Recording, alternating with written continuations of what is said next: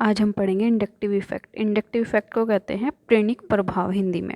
ठीक है, inductive effect प्रेरणिक प्रभाव क्या होता है, ठीक है, किस पर इसका इफेक्ट है, ऑर्गेनिक रिएक्शंस में क्या इसका यूज़ होता है, ये सब हम इस वीडियो में मैं आपको बताऊंगी। ठीक है, इंडक्टिव इफेक्ट को पढ़ने से पहले आपको थोड़ा सा पता होना चाहिए बॉन्ड के बारे में, कि बॉन्ड का फॉर्मेशन किससे होता है, कैसे होता है। जो बॉन्ड का फॉर्मेशन होता है, शेयरिंग ऑफ इलेक्ट्रॉन्स होता है।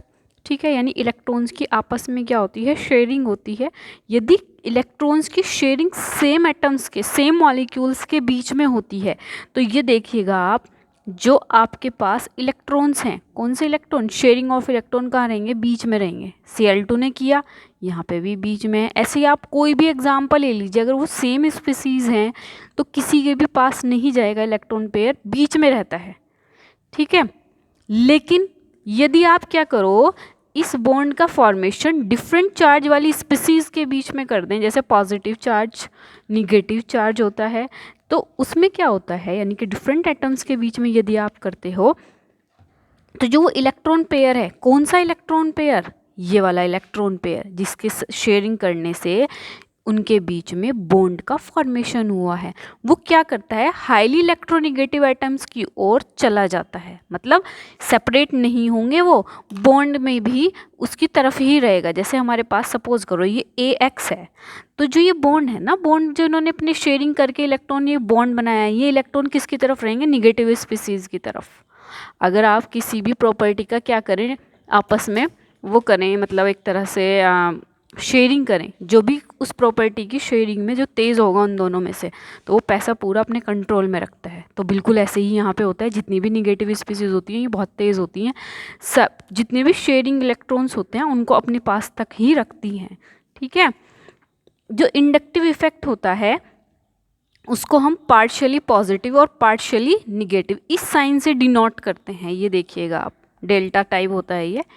ठीक है, अच्छा कैसे होता है, जैसे ये लीजिए आप H और Cl पे क्या आ जाता है, पार्शियली निगेटिव चार्ज, हाइड्रोजन पर क्या आ जाता है, पार्शियली पॉजिटिव चार्ज आ गया। ठीक है, दूसरी बात, जो इंडक्टिव इफेक्ट होता है उसको इस एरो के द्वारा दिखाया जाता है, शो किया जाता है, बॉन्ड के ऊपर इस तीर को बना दिया जाता है जिस तरफ वो इलेक्ट्रॉन जा रहे हैं। समझ रहे हैं आप मेरी बात। ठीक है, इंडक्टिव इफेक्ट को I से रिप्रेजेंट करते हैं, कैपिटल I से। ठीक है, अब आप देखिएगा इसका एग्जाम्पल, जैसे हमारे पास एक ये बहुत लॉन्ग चेन है, यहाँ पे कोई भी हमारे पास X का मतलब कोई भी हैलोजन लगा हुआ है, फ्लोरीन, क्लोरीन, ब्रोमीन, आयोडीन, आप कोई भी यहाँ पे निगेटिव स्पीसीज को ऐड कर सकते हैं। तो क्या होता है कि जो ये निगेटिव स्पीसीज है, ये देखिएगा अपनी तरफ इलेक्ट्रॉन को अट्रैक्ट करेगी, क्योंकि निगेटिव का तो टेंडेंसी होती है इलेक्ट्रॉन्स को अपनी तरफ खींचने की। ये और ज़्यादा डबल, यहाँ पे क्या हो जाएगा, आपके पास ट्रिपल हो जाएगा। ठीक है, ये देखिएगा यहाँ पे partially negative charge, partially positive charge, double partially positive charge, triple partially positive charge. जैसे जैसे आप इधर बढ़ते चले जाओगे वैसे वैसे पॉजिटिव चार्ज, पार्शियली चार्ज क्या हो जाता है, इंक्रीज होता रहता है। एक्स का मतलब क्या है, यहाँ पे फ्लोरीन, क्लोरीन, ब्रोमीन, आयोडीन, आप ETC कुछ भी ले सकते हैं। आयोडीन तो चलो खैर काफ़ी कम ही लिया जाता है, इतना नहीं होता, ज़्यादातर फ्लोरीन, क्लोरीन और ब्रोमीन को यहाँ पर यूज़ किया जाता है। ठीक है, अब ऐसा भी नहीं है कि कोई भी स्पीसीज इलेक्ट्रॉन्स को अपनी तरफ खींचेगी, हमारे पास कोई अल्काइल ग्रुप भी हो सकता है जो कि इलेक्ट्रॉन को क्या करता है, विड्रॉ करता है चेन को। तो यहाँ से ये उल्टा हो जाएगा, ये देखिएगा, ये इलेक्ट्रॉन दे रही है किसको, C1 को, फिर C2 को, फिर C3 को, तो यहाँ पे क्या आ जाएगा, पार्शियली निगेटिव, क्योंकि इससे इलेक्ट्रॉन खींच रहे हैं, partially double negative, partially triple negative, और इस पर क्या आ जाएगा, पार्शियली पॉजिटिव, क्योंकि इसने तो इलेक्ट्रॉन दे दिए ना। तो इसका मतलब क्या है कि इंडक्टिव इफेक्ट में हमारे पास 2 टाइप्स की स्पीसीज होती हैं, एक इलेक्ट्रॉन डोनेटिंग स्पीसीज, एक electron withdrawing species. Electron donating जो कि इलेक्ट्रॉन्स को डोनेट करेगी, ये देखिएगा कोई भी हमारे पास ग्रुप है, ये कोई लॉन्ग चेन है, ये इसको क्या कर रहा है, डोनेट, तो हम इसे क्या कहेंगे, इलेक्ट्रॉन डोनेटिंग स्पीसीज। एक क्या होगी, इलेक्ट्रॉन विड्रॉइंग, जो कि वहाँ से इलेक्ट्रॉन को लेकर वहाँ से चली जाएगी। ठीक है, इसके बाद आता है types of inductive effect. Inductive effect 2 types का होता है, positive inductive effect, negative inductive effect. Positive inductive effect का मतलब क्या है, ऐसी स्पीसीज वहाँ पर प्रेजेंट होनी चाहिए जो कि इलेक्ट्रॉन्स को चेन को डोनेट करती हो। ठीक है, तो ये यहाँ पर क्या करेंगी, इसको चेन को इलेक्ट्रॉन डोनेट, देखो यहाँ पे 3 अल्काइल ग्रुप, यहाँ पे 2 हैं, यहाँ पर 1 है, यहाँ पर कोई भी नहीं है, तो यहाँ पर क्या हो जाएगा, ये पूरा ऑर्डर किसका है, decreasing effect of plus I effect, यानी प्लस इंडक्टिव इफेक्ट का सबसे अच्छा इंडक्टिव इफेक्ट कौन दिखाएगा आपको, टर्शरी कार्बन, और सबसे कम कौन दिखाएगा, मिथाइल ग्रुप। ठीक है, अब बात यदि हम करते हैं निगेटिव इंडक्टिव इफेक्ट की, NO2 सबसे अच्छा निगेटिव इंडक्टिव इफेक्ट को शो करता है, उसके बाद फ्लोरीन, उसके बाद क्लोरीन, उसके बाद ब्रोमीन, और ये इस तरीके से इसका ऑर्डर है। ठीक है, अच्छा, ऑर्डर काफ़ी अच्छा है इसका, क्योंकि जो एग्जाम में 2 मार्क्स का अक्सर क्वेश्चन आ रहा है कि आप बताइए कौन सा इंडक्टिव इफेक्ट कहाँ पे वर्क करता है, कैसे वर्क करता है, तो आप इसे अच्छे से कर लेना। ठीक है, अब बात आती है इसकी एप्लीकेशंस की। इसकी एप्लीकेशंस क्या हैं, यानी इसका यूज़ क्या है, कहाँ पे हम इसको यूज़ करेंगे। देखो, जब कोई भी कंपाउंड कंप्लीटली है, उसके पास किसी भी तरह की कोई कमी नहीं है, तो वो रिएक्शन क्यों करेगा, तो वहाँ पे इफ़ेक्ट कौन सा प्रभाव काम करता है, इंडक्टिव इफ़ेक्ट वहाँ पर वर्क करता है। ठीक है, अब बात आती है एप्लीकेशंस, हम इसका कहाँ कहाँ पे यूज़ कर सकते हैं। सबसे पहले आता है बॉन्ड डिस्टेंस। हम इससे क्या निकाल सकते हैं, किसी की भी बॉन्ड डिस्टेंस का पता कर सकते हैं कि किस मॉलिक्यूल में किसकी बॉन्ड लेंथ कम है और किसकी बॉन्ड लेंथ कम है, ज़्यादा है। ठीक है, dipole moment, acid strength, base strength. ठीक है, सबसे पहले हम क्या लिखते हैं, dipole moment, bond distance, base strength और एसिड स्ट्रेंथ। अब सबसे पहले हम बात करते हैं बॉन्ड डिस्टेंस की। बॉन्ड डिस्टेंस क्या होता है, अगर आप फ्लोरीन से आयोडीन तक जाते हो तो साइज़ क्या हो रहा है, इंक्रीज़ हो रहा है।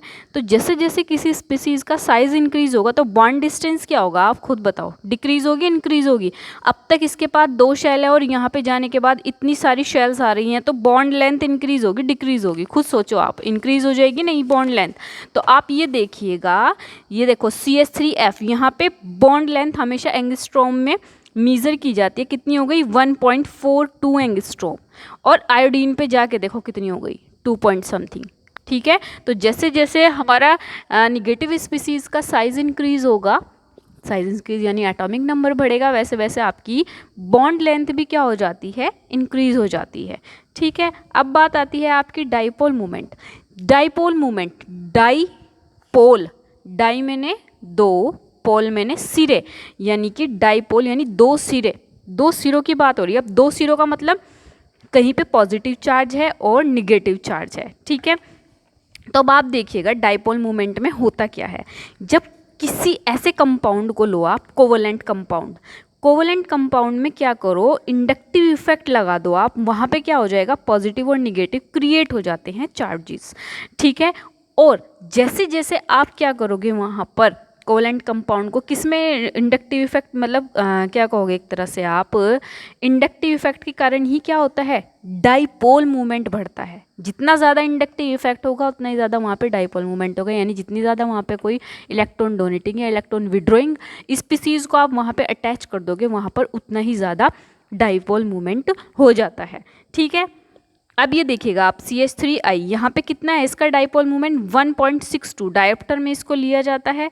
यहाँ पे देखिएगा आप CH3F, यहाँ पे कितना है, 1.80, क्योंकि बॉन्ड लेंथ डिक्रीज हो रही।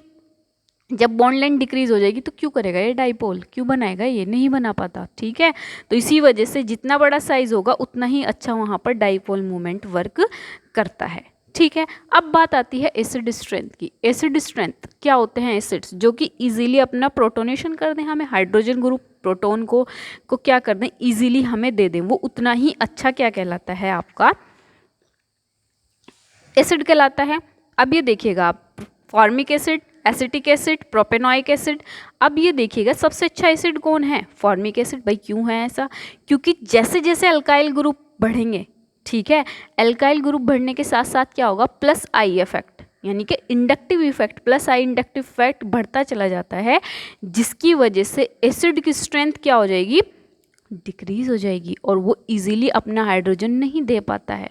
ठीक है, क्योंकि क्या होता है, जब कार्बोजाइलिक ग्रुप जो होता है, कार्बोजाइलिक ग्रुप में क्या होता है, उसकी जो अल्काइल ग्रुप होता है, कार्बोजाइलिक ग्रुप के ऊपर क्या बढ़ा देता है, एक तरह से पॉजिटिव चार्ज की वजह से उसके निगेटिव चार्ज को बढ़ा देता है, और निगेटिव चार्ज के बढ़ने की वजह से वहाँ पर क्या हो जाता है, रिपल्शन होता है, और इस रिपल्शन की वजह से ही उसकी कार्बोजाइलिक ग्रुप की स्टेबिलिटी डिक्रीज हो जाती है, ठीक है। और प्रोटोन को देने की टेंडेंसी भी उसकी क्या हो जाती है, डिक्रीज हो जाती है, और इसी वजह से उसका एसिड कैरेक्टर भी क्या हो जाएगा, डिक्रीज हो जाएगा। अब ये देखिएगा आप, increasing order of plus I effect, जितने ज़्यादा कार्बन उतना ही ज़्यादा प्लस आई इफेक्ट, तो इसका मतलब जहाँ पे सिर्फ और सिर्फ हाइड्रोजन हो, अल्काइल ग्रुप प्रेजेंट ना हो, तो वो उतना ही अच्छा एसिड कहलाएगा, ठीक है।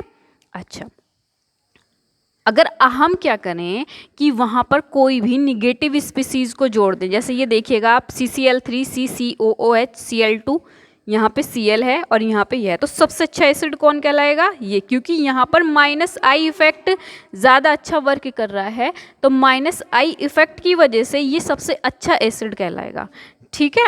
अब बात करते हैं हम बेस की। बेस कौन सा अच्छा होता है, जो बेस सबसे अच्छा वो होता है जो इजीली आपको इलेक्ट्रॉन पेयर को इजीली डोनेट कर देता हो, वो सबसे अच्छा बेस कहलाता है। अब अगर हम बात करते हैं एमीन्स की, एमीन किसके डेरिवेटिव होते हैं, अमोनिया के डेरिवेटिव होते हैं, ठीक है। नाइट्रोजन के पास एक लोन पेयर ऑफ इलेक्ट्रॉन होता है जो कि इजीली वो क्या करे, उस लोन पेयर को डोनेट कर दे, ठीक है। और जितनी जल्दी वो इस लोन पेयर को डोनेट कर देगा, वो उतना ही अच्छा क्या कहलाएगा, आपका बेस कहलाएगा, ठीक है। तो अगर हम बात करते हैं कि प्लस आई इफेक्ट के कारण नाइट्रोजन में क्या होगा, इलेक्ट्रॉन डेंसिटी बढ़ जाएगी, और इलेक्ट्रॉन डेंसिटी बढ़ने की वजह से एलिफेटिक जितनी भी हमारी एमीन्स हैं, ठीक है, उनके डोनेट करने की रेट भी क्या हो जाएगा, इंक्रीज हो जाएगा। और एमीन अमोनिया की अपेक्षा स्ट्रॉन्ग बेस होते हैं, क्यों, क्योंकि वहाँ पे प्लस आई इफेक्ट है। तो अगर हम इसके अकॉर्डिंग देखें तो हमारा क्या होना चाहिए, टर्शरी, सेकेंडरी और प्राइमरी, ये सबसे अच्छा ऑर्डर होना चाहिए था बेस का। लेकिन जो मतलब एक्सपेरिमेंटली देखा गया है वो होता क्या है, सबसे अच्छा जो बेस माना जाता है वो सेकेंडरी एमीन, फिर प्राइमरी, फिर टर्शरी, और फिर टर्शरी एमीन को माना जाता है, क्योंकि यहाँ पे हिंड्रेंस वगैरह हो जाती है, काफ़ी सारे फैक्टर्स यहाँ पे वर्क करते हैं, जिस वजह से ये अच्छे से अपने इलेक्ट्रॉन्स को डोनेट नहीं कर पाते, ठीक है। मैंने आपको इससे पहले लेक्चर्स में भी कई लेक्चर्स मैंने आपको पढ़ा दिए हैं, जैसे काफ़ी इंटरमीडिएट्स मैंने आपको पढ़ाए, कुछ फैक्टर्स पढ़ाए। नेक्स्ट मैं आपको जो पढ़ाऊंगी हाइपर कॉन्जुगेशन पढ़ाऊंगी, ठीक है। अगर कोई भी डाउट आता है, प्रॉब्लम आती है, आप कमेंट करके बता देना, ठीक है भाई।